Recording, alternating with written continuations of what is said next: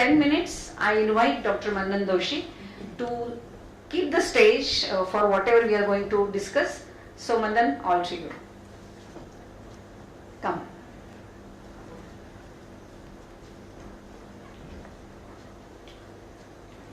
So at the outset, I would like to thank Dr. Kale and Diabetes Dilemma team for having me here.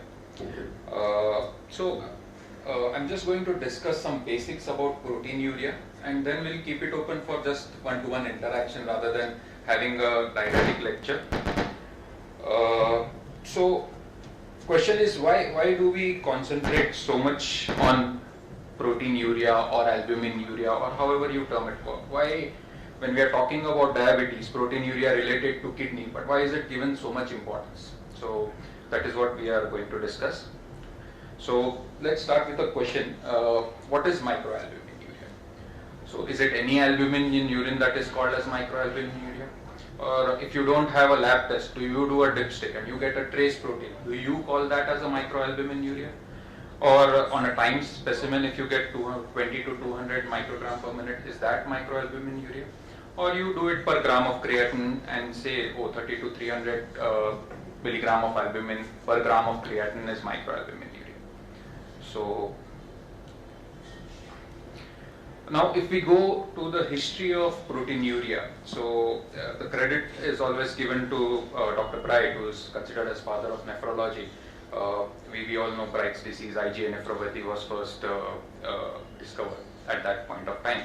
But the discovery even dates back to say 15th or 16th century, where Deckers and Paracelsus also, they just heated the urine and they found, it turned white on the heat. So they thought that this kind of urine is clear, it could be Kale or any nourishing fluid. But it was Richard Bright in 1827, in his seminal paper of medical cases in 1827, and he related that dropsy, coagulable urine and alterations in kidneys is predominantly related to the protein leak in the urine. And actually that marks the beginning of study of renal physiology as a science. And thereafter for 100 years nothing, and in 1982 seminal paper in Lancet, where microalbuminuria was associated with overt proteinuria in type 1 diabetics, and then Morganson paper in NEGM which related it to early mortality in type 2 diabetics. And thereafter there are a lot of papers who have incorporated microalbuminuria as a tool to identify the complications related to diabetes. So it is not only related to kidney. So it's not that if a patient has microalbuminuria or proteinuria, it is related to diabetic kidney disease. But it has implications on other systems as well. So it is related to all-cause mortality, it is related to cardiovascular mortality, it is related to kidney disease progression, and also with kidney failure. So it has effect on all systems, and hence albuminuria is considered as important thing. And now KDIGO says that albuminuria should be considered rather than proteinuria, because that is more specific rather than having proteinuria. Proteinuria could be anything. Suppose patient has myeloma, there could be light chain proteins in the urine, even that could contribute to proteinuria. But albuminuria signifies specific glomerular damage at that point of time. And it is so important that KDIGO has now incorporated it into its classification. So initially the CKD classification was based only on GFR. It was never, albuminuria was never included as a part of CKD classification. But now albuminuria is also included into the CKD KDIGO classification. And that is because even if a patient has a normal GFR but has proteinuria, that is also important, and that also needs to be tackled, because that also leads to overall morbidity and mortality. And this heat map is important because then it signifies at what level should the treatment be started. So what you see in green is say very low risk, in yellow is moderate risk, red is high risk, and dark red is very, very high risk. And what it means is that suppose if a patient has a normal GFR but has a microalbuminuria or proteinuria, even those patients need to be treated and tackled before they start developing decline in eGFR. Also, albuminuria is incorporated in something called as kidney failure risk equation. So suppose if a patient's come to me, say my creatinine is 1.6, I have microalbuminuria. What is the risk that I am going to land up with say dialysis or kidney failure in the future? So what it does is it incorporates 8 variables into it. First 4 are mandatory, second 4 are optional. So you can use it as a 4 variable KFRE equation or an 8 variable KFRE equation. And you just suppose I have a 58-year-old man with eGFR of 50 and microalbuminuria, say urine albumin of 91 milligram per gram. Additional values I put as serum albumin of 3.8, phosphorus of 3.5, bicarbonate and corrected calcium. So based on this, it gives you an estimate. And mind you, this is a validated equation. So it has been validated in diabetics as well as non-diabetics or any patient with a CKD. So it gives you a risk equation that at 2 years, you are going to have 0.61% of risk of going on to dialysis or a transplant. And at 5 years, the risk is going to go up into 2.75%. It also gives you what is going to be your BP reading, and it should be lower than what reading. And it also gives you an idea, suppose how do you retard the progression. So what is going to be the risk if you control your blood pressures well, if you control your sugars well, or if you add additional medications to reduce the risk of CKD progression. Suppose you add an ACE inhibitor or an ARB or SGLT2 or say recently finerenone, the risk is going to go down, provided your blood pressure, sugars are controlled and you take those medicines. Now, proteinuria has traditionally been estimated in many different ways. So a time sample, say 24 hours urine protein, a protein creatinine ratio, albumin creatinine ratio. So question, what is the best? What do we use when we practice? So the answer to that question is albumin creatinine ratio, and I'll tell you why.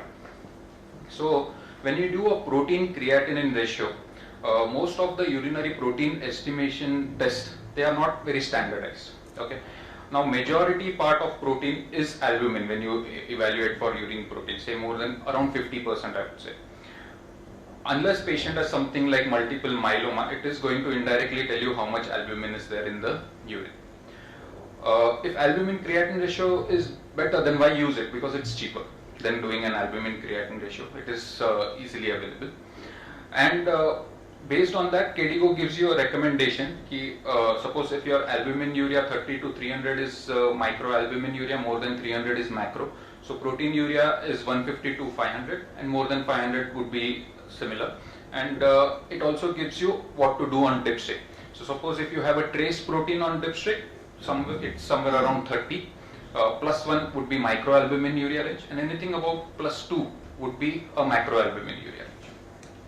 So is there any way we convert it? So there are equations which are developed where you can convert your proteinuria estimate. Suppose you have a urine protein creatinine ratio, you want to convert it into albumin creatinine ratio.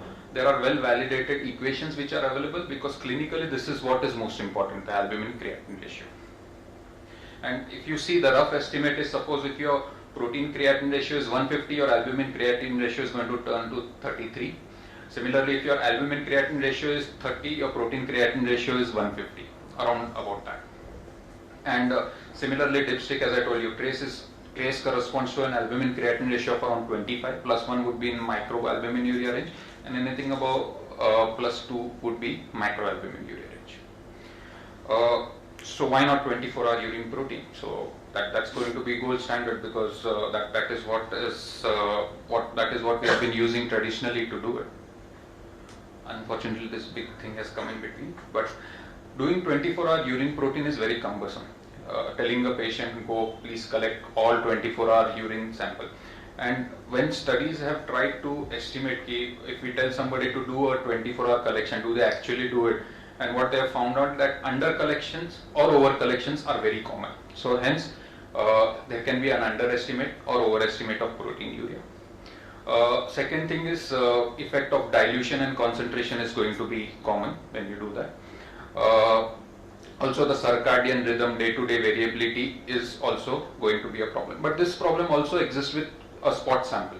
So what recommendations are to do is to do a morning spot sample of protein creatinine or albumin creatinine ratio. So that's not going to tell me day-to-day variability of what the protein excretion is going to be in the urine. But if we have to consider which is better, why albumin creatinine ratio is preferred, because it also caters for body size. So for example, if I have somebody with 50 kg who has a protein excretion of 6 grams versus 75 kg who has 9 grams, or 100 kg with 12 grams. So if we don't consider this ratio, we think that he has severe proteinuria. So a 100 guy with 12 grams of protein, oh, we are going to think that's too high of proteinuria. But when you put in the creatinine excretion, so the normal creat generation would be 20 milligram per kg. So based on that, your protein creatinine ratio is going to be 6 for all of them. So actually they all have approximately similar amount of proteinuria. Hence what we prefer is a spot sample rather than a 24-hour urine sample, and this goes along the spectrum: diabetic kidney disease, non-diabetic kidney disease, any kind of kidney disease. So coming back to this question, answer would be 30 to 300 milligram albumin per gram of creatinine. And with that, I think we can just put to an open discussion. This is a Kale map next week. No, I have it up. I can give you. Yeah. My presentation.